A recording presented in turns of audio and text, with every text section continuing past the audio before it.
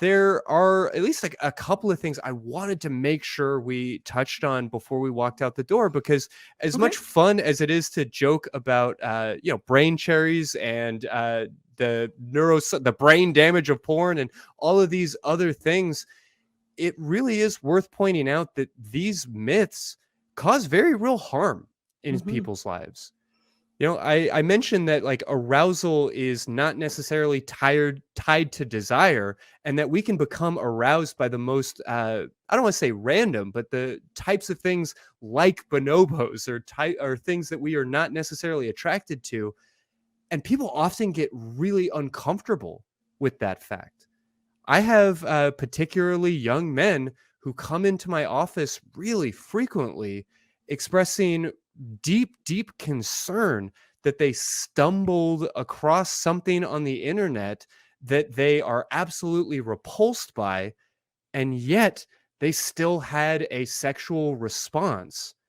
And the shame and the guilt that can come out of that because of the cultural messaging and the assumption that an erection must equal approval can be incredibly problematic. Shannon, is there anything that you might want to say to folks who have had that experience?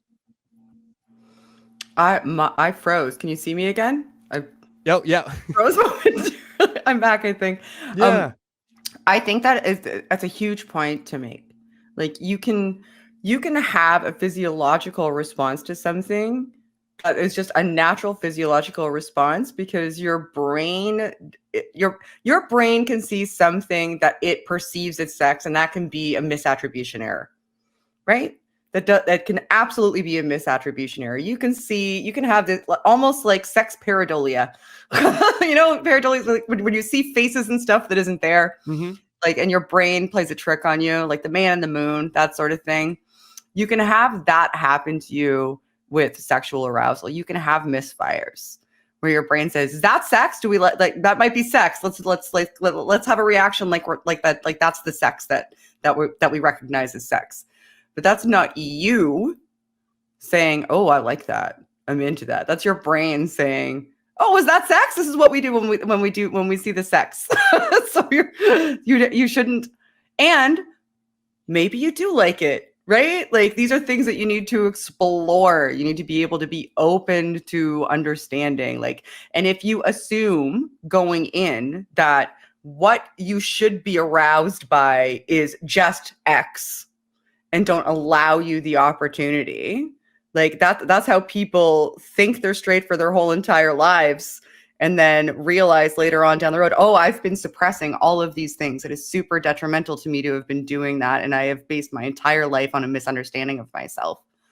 You need to be able to allow yourself room to be like, oh, okay, well, how do I feel about this? Was that just an innate physiological response? Is this how do I actually feel about that? You need to be able to have those conversations with yourself without panicking and Sure. without ascribing it all of this sort of latent negative affect that has been thrust upon you. That, if you have any sort of sexual experience outside of X criteria that we've labeled acceptable, then that means that you are bad. And then you panic, right? Like, Yeah. you I don't mean, need it's to. worth saying again that arousal does not equal desire, Right. but it's also fair to say that desire does not equal behavior. You know, Mm-hmm. I might desire to go and hit on somebody at a bar, even though I'm in a monogamous relationship. I might have that thought, I might have that fantasy, Mm-hmm. and that doesn't mean that I've done anything wrong. You are responsible for your actions, and that's it. That's the entire end of the list. Like your thoughts, your dreams, your fantasies, your fears, your nightmares, like those are yours. You're allowed to feel however you feel about these things. Yeah, exactly. And if people tell you that it's not normal to have intrusive thoughts or innate and involuntary physiological responses, then when those things do happen, and they are going to happen to basically all of us, Hmm. you don't know what to do about it, and you have an unhealthy response towards yourself and towards the stimuli that has knockoff effects that can impact you, your relationships, your physiology, and your mental state for the rest of your life, especially when that compounds over time. And if you don't feel like you can talk about it, or call a show like this, you should call a show like this and talk to people who are open to having a conversation with you about it. Yeah. Super important. Well, and we touched on this, but I feel like it's way too important to not make incredibly clear.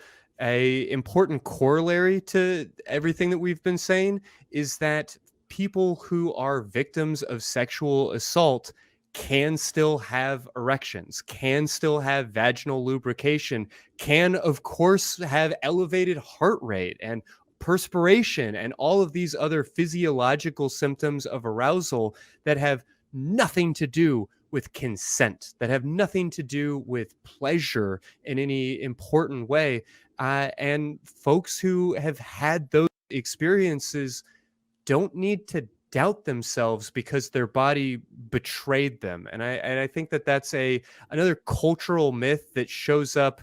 I mean, even still today, like when we have senators talking about how if it was a true rape, the body has a way of like rejecting the pregnancy, and these like ancient myths about how conception is related to female pleasure. And I mean, these ideas, if taken to their logical conclusion, can go to some terribly disgusting and dark places.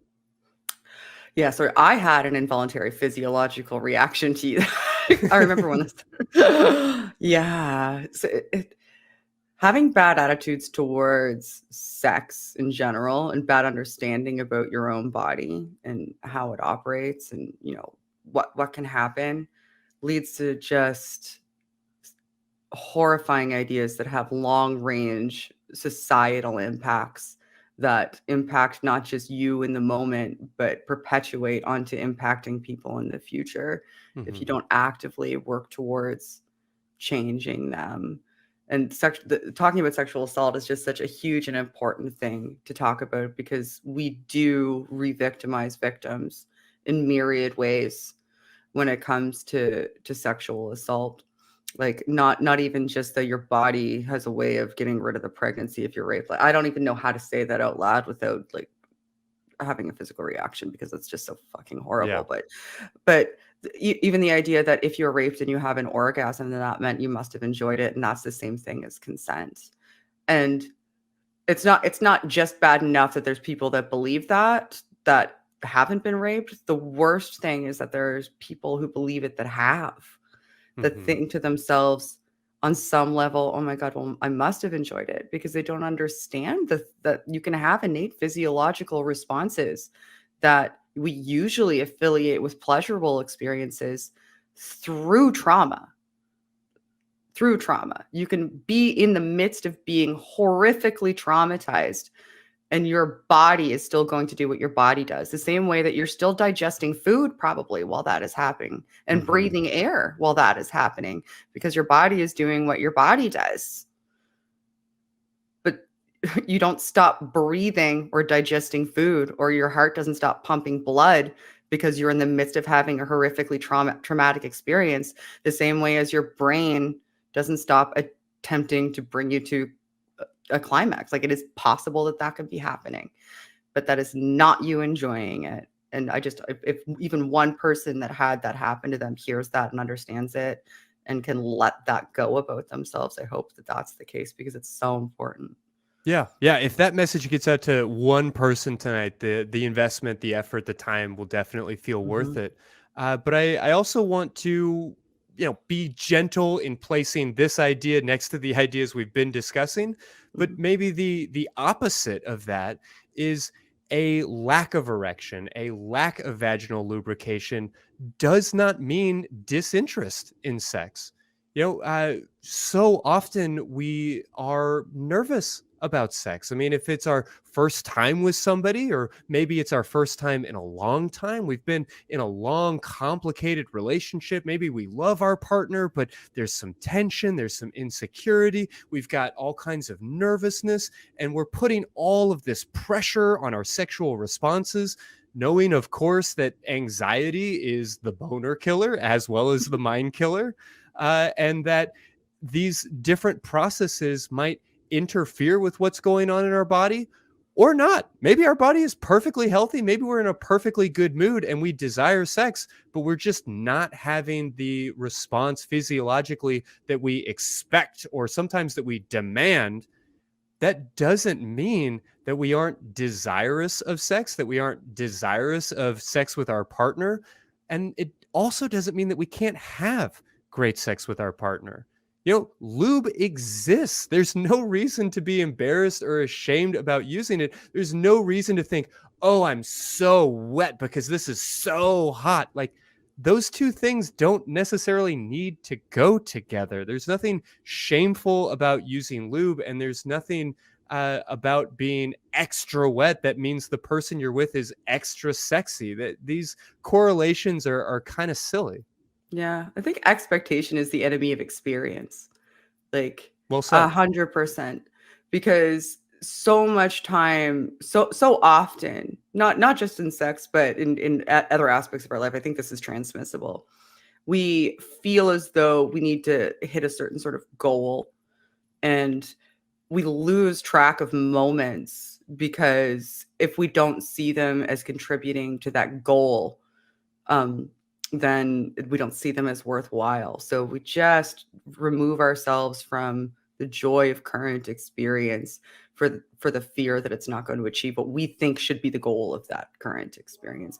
And with sex, it's so much more true, because we've all been taught that, the terminus of this experience, the goal that we should all have, is that we have this mutual orgasm where we climax at the same time through vaginal penetration, and it's definitely straight sex, and you're married, and that's the and you said mutual orgasm, but I feel like it's really male orgasm. Men have an orgasm. Maybe she gets to two, and we look happy about it for you. Yeah. Yeah, exactly. We look really excited that it's happening for you. Yeah. So because we have those expectations, we miss out on all of the minutia of exploring what we do enjoy and what our partner or partners enjoy, and playing and figuring and just living in that experience, because we want to get to that orgasm. And man, you miss out on so much if that's the case, because you mentally detach yourself from the moment. I don't know. That's the way that I see it. No, absolutely. And just a pinch of mindfulness before we're out the door tonight. An orgasm is a little bit like sleep. You can create great conditions that empower you to be able to sleep. You can set your intentions to go to sleep. But as you are lying down at night, one of the best ways to guarantee that you don't fall asleep is to try too hard and to try and force it. Whereas an orgasm and very much a erection and lubrication are something that happen when we are not actively thinking about it or actively trying to force it. Like Dan Savage says, an erection is a little bit like Tinkerbell. You kind of just have to believe in it to be there, and it'll show up for you. That's funny. That is funny. I used to read Savage Love all the time when I was younger. I used to sneak it when I was in high school. Ooh. Yeah, I did. It was in a magazine called The Coast out here in Nova Scotia. And I used to sneak it in the coffee shop and read it.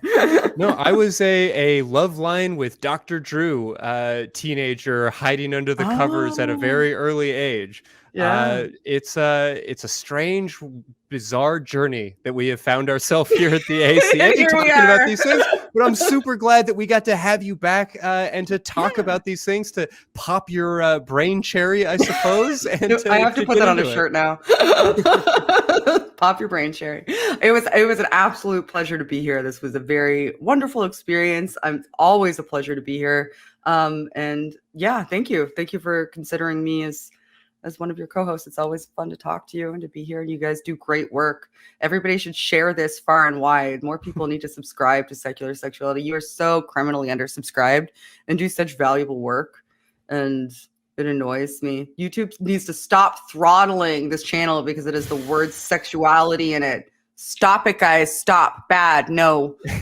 So share it. Help them out. Yeah, I think we just offended the algorithm gods. But so be it. We thumb our nose at such gods and such algorithms.